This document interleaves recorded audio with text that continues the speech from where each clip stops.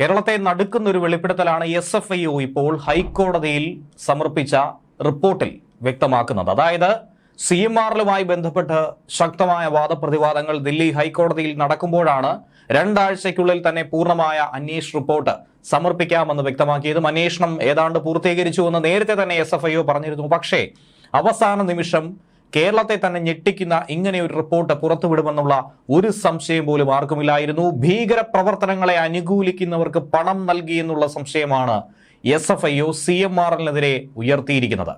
എക്സാലോജിക്കിന് യാതൊരുവിധ സേവനവും നൽകാതെ പണം നൽകിയത് ഒരു രാഷ്ട്രീയ നേതാവിനെ സ്വാധീനിക്കാനുള്ള കൈക്കൂലിയായി കരുതാമെന്നും SFIO സംശയം പ്രകടിപ്പിക്കുകയാണ്. ഗുരുതരമായ കണ്ടെത്തലുകൾ തന്നെയാണ് CMRലിനെതിരെ SFIO പുറത്തുവിട്ടിരിക്കുന്നത്. ഇതോടൊപ്പം തന്നെ മുഖ്യമന്ത്രിയുടെ മകൾ വീണ വിജയനും കുടുങ്ങുമെന്ന കാര്യത്തിൽ സംശയം ഏതും തന്നെ ഇല്ലാതായിരിക്കുന്നു.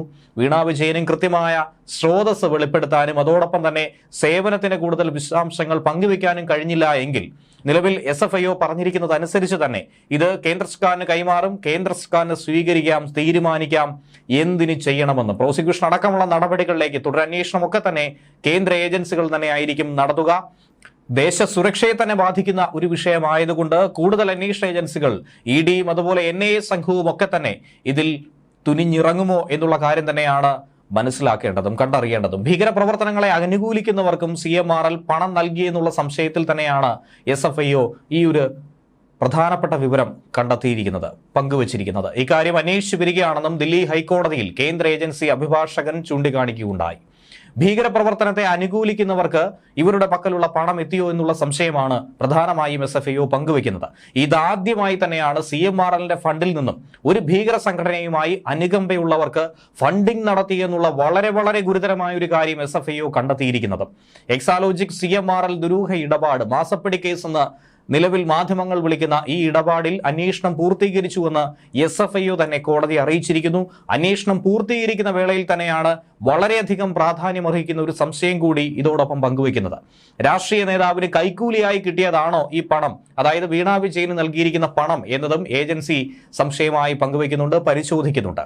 കാലിത്തീറ്റ കുംഭകോണ കേസ് പോലെയാണ് വ്യാജ ബില്ലുകളുടെ അടിസ്ഥാനത്തിൽ പണം നൽകിയതെന്നും SFIO തന്നെ ഹൈക്കോടതിയിൽ സമർപ്പിച്ച ഈ സത്യവാങ്മൂലത്തിൽ തന്നെ എടുത്തു പറയുന്നു.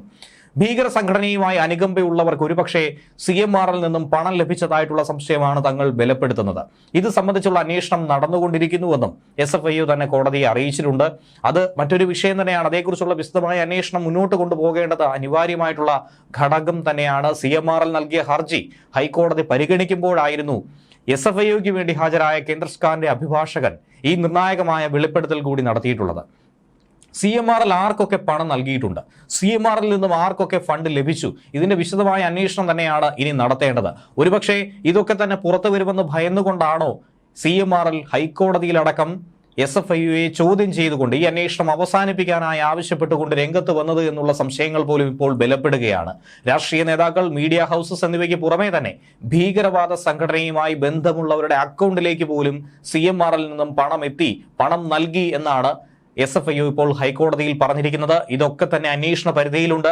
ഇതിന്റെ വിശദമായ വിവരങ്ങൾ ഉടൻ തന്നെ പുറം ലോകത്തിന് മുന്നിൽ എത്തുമെന്നും മനസ്സിലാക്കാൻ കഴിയുന്നു. കേസിൽ എന്തായിരുന്നാലും വാദം അവസാനിച്ചിട്ടില്ല. ഈ മാസം 23-ാം തീയതി ഏറ്റവും പ്രധാനപ്പെട്ട നിർണായകമായ ഈ വാദം തുടരുമെന്നാണ് മനസ്സിലാക്കാൻ കഴിയുന്നത്.